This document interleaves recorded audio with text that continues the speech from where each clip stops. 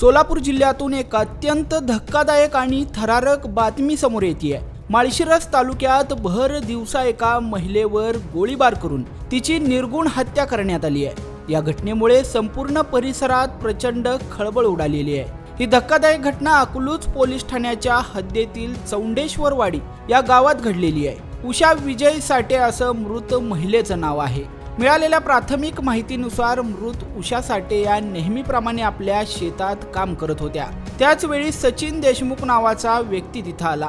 काही समजण्याच्या आतच सचिननं उषा साठे यांच्यावर थेट गोळीबार केला। हा गोळीबार इतका भीषण होता की उषा साठे यांचा जागीच मृत्यू झालेला होता।